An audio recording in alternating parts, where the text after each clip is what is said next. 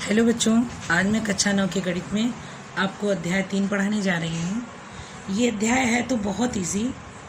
इस अध्याय की शुरुआत या इस टॉपिक निर्देशांक ज्यामिति की शुरुआत इस विचार से हुआ था कि हम एक बड़े क्षेत्रफल में, यहाँ एक एग्जाम्पल दिया था, एक बड़ा क्षेत्रफल मतलब कि एक बड़ी सी जगह या एक बड़ी सी छत या एक बड़ी सी ज़मीन में किसी एक बिंदु को कैसे उसको उसकी स्थिति बता सकते हैं। जैसे यहाँ एक चौकोर खाने को मान लीजिए किसी घर का छत हो या कोई ज़मीन का टुकड़ा या पेपर का कोई टुकड़ा है, वहाँ एक बिंदु माना गया, एक पॉइंट। इस पॉइंट को हम कैसे इसकी स्थिति डिसाइड करेंगे कि हर कोई इस पॉइंट को खोज ले। इसके लिए यहाँ क्या किया गया है, इसकी लंबाई से 9 सेंटीमीटर ऊपर और चौड़ाई से 5 सेंटीमीटर बीच में यह बिंदु आती है। अर्थात किसी बिंदु को हमें स्थिति निर्धारित करने के लिए उसमें कम से कम 2 राशियों को दिखाना जरूरी होता है। हम इसे और अच्छे से समझ सकते हैं। हमने छोटी क्लास में ग्राफ जरूर बनाया होगा। ग्राफ, मैं सीधे ग्राफ पर आ जाती हूँ, है तो बहुत सारा डिटेल इसमें। ग्राफ में देखिए, मान लीजिए यह एक तल है। पहले ग्राफ होता क्या है मैं बता दूं। ग्राफ एक पेपर आप लेते थे बचपन में, इसमें बहुत सारे आप बहुलक बनाते थे। तो अब इसमें 2 एक्सिस मान लिया जाता है निर्देशांक ज्यामिति में। एक्सिस माने अक्ष, और एक अक्ष को माना जाता है जो कि हॉरिजॉन्टल या क्षैतिज होता है। यक्स ओ एक्स डैश, यहाँ यक्स है, ओ एक्स डैश, ये क्षैतिज रेखा या हॉरिजॉन्टल लाइन बोली जाती है। और दूसरा है वर्टिकल लाइन या ऊर्ध्वाधर रेखा, Y O Y dash axis. अगर हम देखें तो ओ एक ऐसा बिंदु है जहाँ ये दोनों एक्सिस एक दूसरे को काटते हैं। तो ये तो निर्देशांक तल का रचना हो गई। वहाँ एक बिंदु है P। अब इसकी स्थिति का निर्धारण कैसे हुआ है, यहाँ कहा जाएगा कि बिंदु P यक्स एक्सिस पर धनात्मक दिशा में, देखिए संख्या रेखा दे रहा है, धनात्मक दिशा में यक्स एक्सिस पर 4 यूनिट या कोई भी इकाई मान सकते हैं, 4 इकाई, और वाई एक्सिस पर 3 इकाई की दूरी पर है।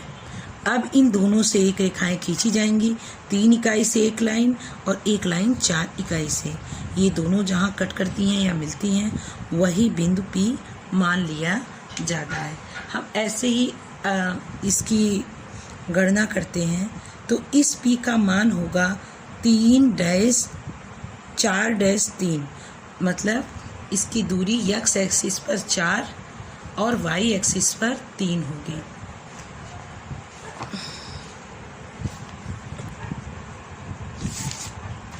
यहाँ कार्तिक तल है। अब मैं शायद आपको समझाऊंगी तो आप ज़्यादा अच्छे से समझेंगे। कार्तिक तल में देखिए, मैंने जैसे कहा था संख्या रेखा की तरह 0 है, इधर धनात्मक है और इस तरफ ऋणात्मक है।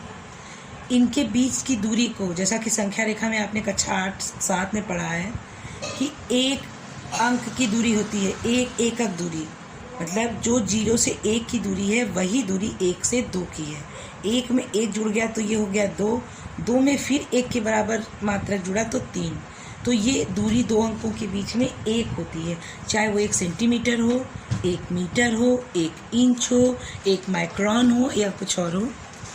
कार्तिक तल संख्या पद्धति में आपने संख्या रेखा पढ़ा है, और मूल बिंदु कहा जाता है उस बिंदु को जहाँ से दूरियां अंकित की जाती हैं, मूल बिंदु कहा जाता है। और बाकी चीज़ें वही हैं जो मैंने अभी बताई आपको।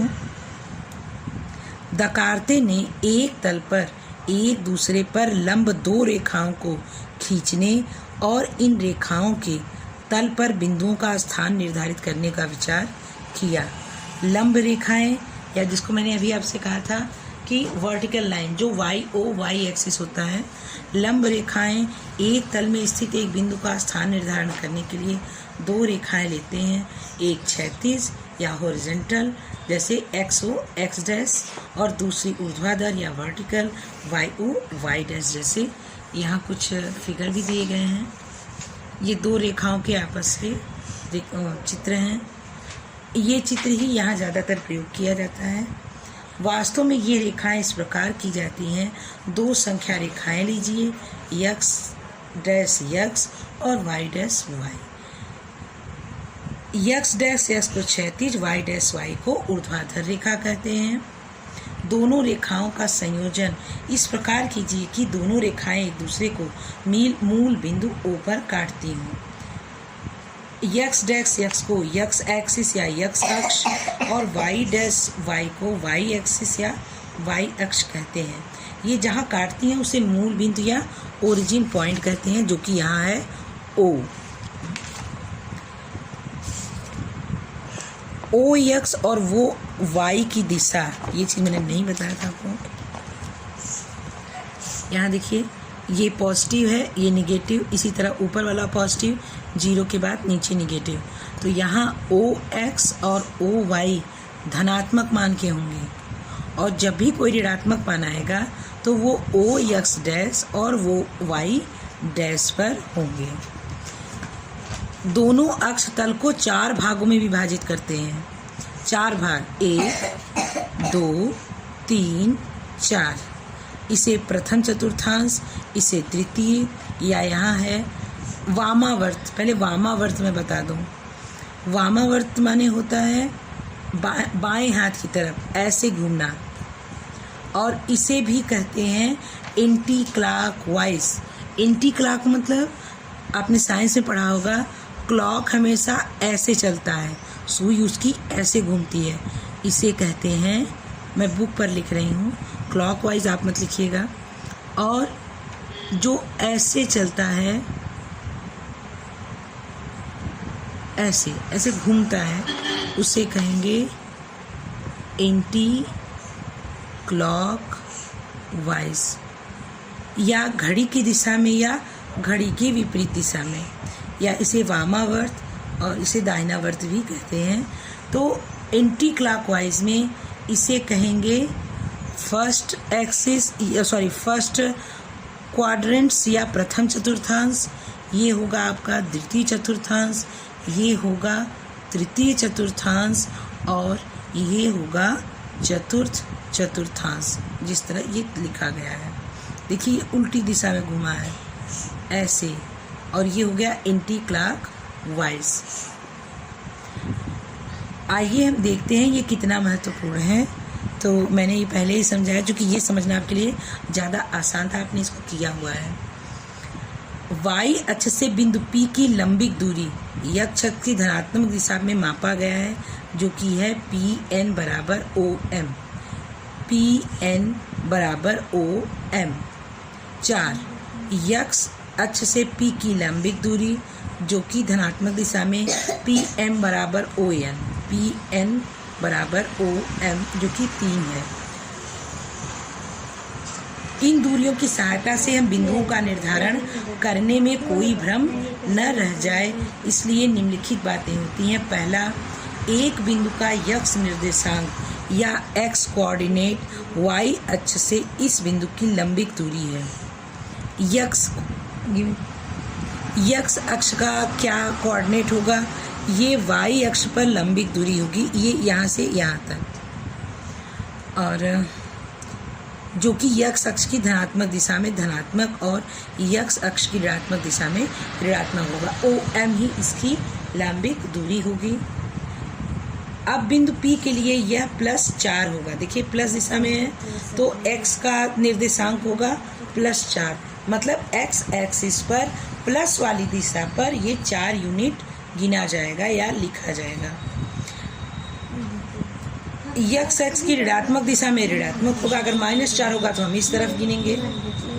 बिंदु P के लिए यह +4 और Q के लिए यह -6। यहाँ Q है जो कि माइनस दिशा में 6 गिना गया है, ये उसका x एक्सिस है।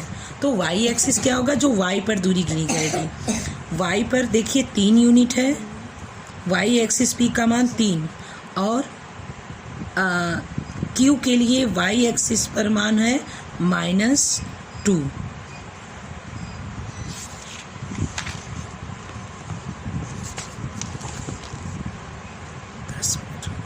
एक बिंदु का y निर्देशांक x अक्ष से उसकी लंबित दूरी होगा और इसको हम ऐसे लिखेंगे 4, 3 और q का निर्देशांक -6, -2। ऐसे ही हम दिखाएंगे। यहाँ 4 का मतलब है पहला अंक x एक्सिस है और दूसरा 3 y एक्सिस पर खींचा जाएगा। q में -6 का मतलब है x एक्सिस में ऋणात्मक o x डैश में और -2 का मतलब o y डैश पर ये खींचे जाएंगे। आज के लिए इतना ही।